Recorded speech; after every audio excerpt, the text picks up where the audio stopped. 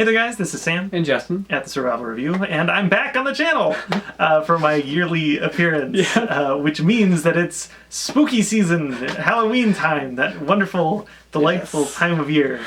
And we are going to be beginning our horror reviews with an all-time classic, favorite of both of ours, The Omen, by Richard Donner, 1976. I kind of consider this movie, like, when I think of, like, classy horror movies, always the ones that come to mind for me are, like, The Exorcist, Rosemary's Baby, about to say that, and The Omen. This kind of is in that same realm to me. It's just such a, like, well-crafted horror film. It's got such a tense atmosphere. It still creeps the hell out of me. To this day. Like, not a ton of horror movies do that to me anymore. No. But this movie actually does legitimately creep the hell out of me. And it's like a big, like, studio film. Yeah. Which is kind of like, it feels like kind of like the rare thing that would happen every once in a while in the 70s. Because I feel like most, like, iconic horror films from that era are, like, the lower budget ones. Yeah. But then you have, like, this and Exorcist that, like, are these big studio films with, like, they were nominated for Academy Awards. They have, like, big name actors in there. Like, this movie stars Gregory Peck. Yeah. These movies were well respected when they came out. Which is something that horror kind of doesn't get anymore. Exactly. I mean, aside from, like, you got Get Out and stuff like that being respected, but it feels a little different almost. But not a movie about the son of the devil. Yeah. Like a movie about this movie doesn't have discovering your son is the Antichrist. It's just a really well done horror movie, and I love that it's this well remembered. This movie holds up brilliantly well. Yeah. It also has that same eerie vibe that The Exorcist has. Yes. That you just feel like a little uneasy watching it. Yeah. Like something's not right. And like it has that same creep. Not as much though. I will say The Exorcist is a little more effective. I would say so. Compared to this one, but it has that same kind of vibe to it. Yeah. To talk about the plot of the movie, you've got Gregory Peck, who has just discovered that his son has died just after being born. And he's very upset about it. Priest offers for him to take in this other baby who was just born at like the same exact time as his son, but the mom died in childbirth. Exactly. He's like, the son even has a resemblance to you. You don't even have to tell your wife, which is what he chooses to do. And so the movie from that point on kind of progresses. It just shoots to years later. And they've raised the boy. He's probably about like 6 or so years old, something like that. Gregory Peck, he's living in England and everything. He's like the American ambassador. So he's like this big kind of like important political like figure. And so that comes into play. It's very important. Gregory Peck, his wife, and their son Damien are living this like great life. This first few scenes of the movie have this like nice like happy music. Yeah. And it's like very like, you've got this big orchestral score. It's like, oh, everything's so happy and beautiful. Yeah. And it's just like, you kind of know things are just going to go very downhill. Yeah, and so we see Damien's birthday party. Yes. And it's this great occasion. There's a bunch of people around. There's a carousel, and there's clowns. And Damien has this nanny who seems to be really attached to him. Yes. She sees like a dog. Yeah. And the thing that I love about this is it plays this sound. It's like this siren almost. Yeah. It's like this really intense, unsettling thing.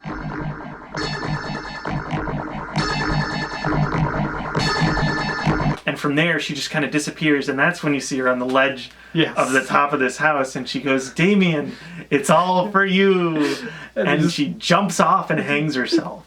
And it's so, like, jarring. It is. And, like, really, especially for the time, it was probably really shocking. Yeah. And it's a very striking image of just her just hanging there. Like when she jumps, she like crashes into the window. Like it's a very kind of subtle movie with moments of like kind of over the top like grandness, and that's kind of one of those moments of just like her just smashing into the window and everything. But it's one of the most memorable images from the movie. Yeah. It's like just one of the most memorable movie moments in general. Yeah, seriously. It's so iconic. When I think of this movie, that's one of the first images that comes to mind. Yeah. But from there, a new nanny comes.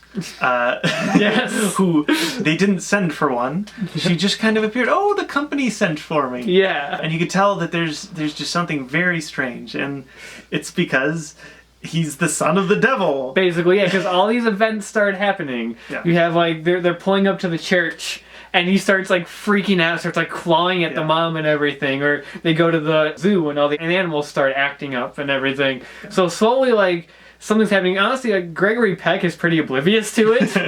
He's just like, he's just like, what is happening? Yeah, but the mom is starting to realize something is up. Yes. Like, I always forget how much shit the mom goes through in this movie. You feel so bad for her. Yeah.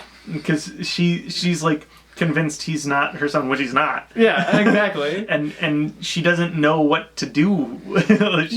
And Gregory Peck, he's kind of doing what he does as a career. He's just trying to solve things in a very diplomatic way. And trying to, like, keep their family out of the press and everything and all that kind of stuff. But she's slowly kind of like realizing that something is not right.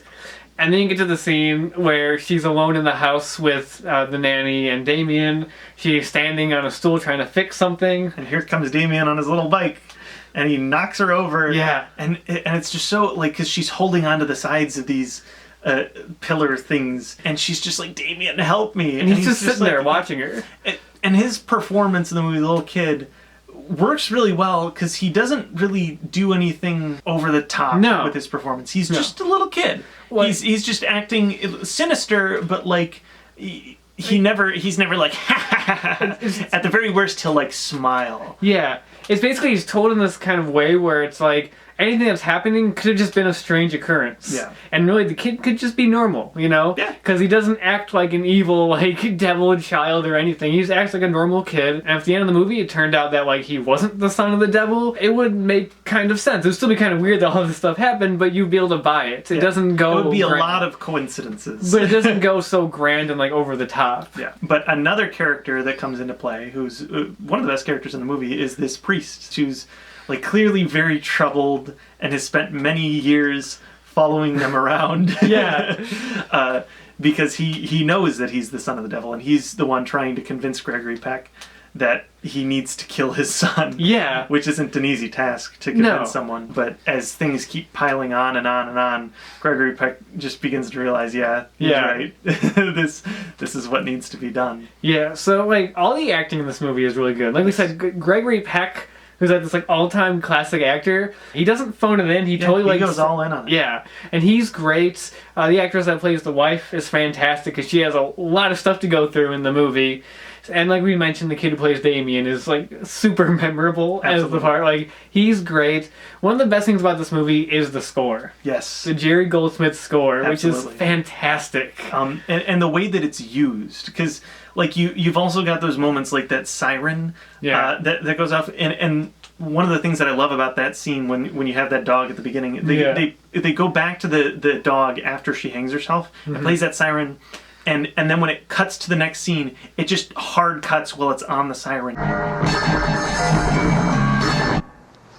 This jarring use of the score that makes you even more uncomfortable. Yeah, or even just like the epic like choir like singing. Yeah. Like, not only is that just a memorable song, but the way it's like used in the movie is really good. I love the one scene where the mom is in the hospital and like the like gown is overhead, she can't see, and she turns and all of a sudden the nanny is there. Is that you?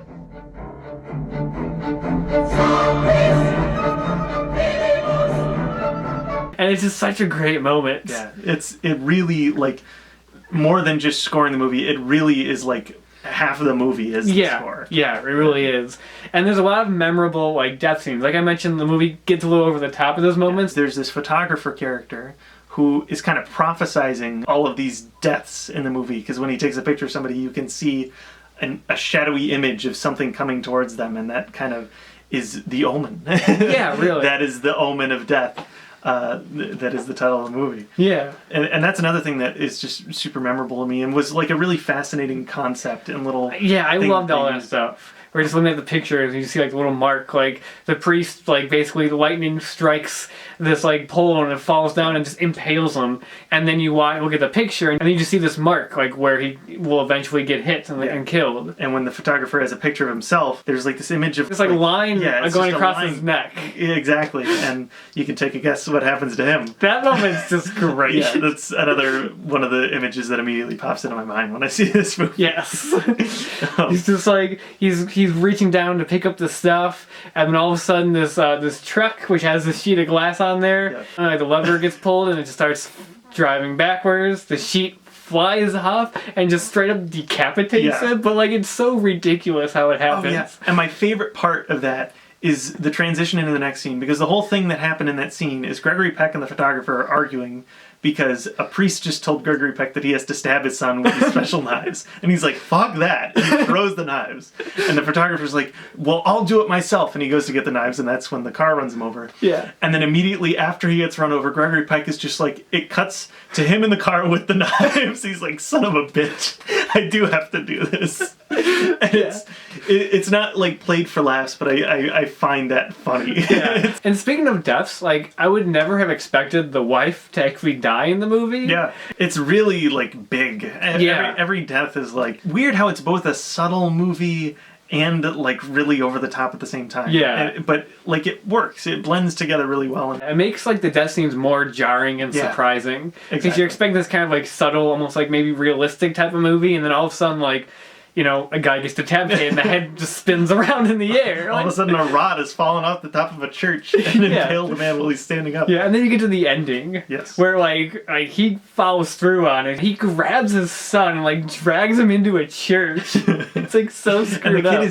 The kid is screaming. Yeah, he's like, no, daddy, no. Don't do it. He's trying to convince him. And he's like, he's going to do it. He's, I mean, doesn't want to, clearly, but he knows at this point, this is the son of the devil. He's seen the 666 on the back of his head. Yeah. He's like, this is the devil. Mm-hmm. Brings up the knives, and then the police run in, and then they just fire the guns, and that's it. That's it. And then it cuts to her funeral. And you're like, oh, like, what happened? Did Damien die? Did Gregory Peck die? Did they both die? And then the camera, like, pans down. And you see a couple. Yeah. And you see a little boy, and he turns around, and Damien looks at the camera, and he smiles. And then it just ends right there. That's the end of the movie, which is an appropriately bitter ending. Yeah. This is not a movie that's really meant to make you feel good. No.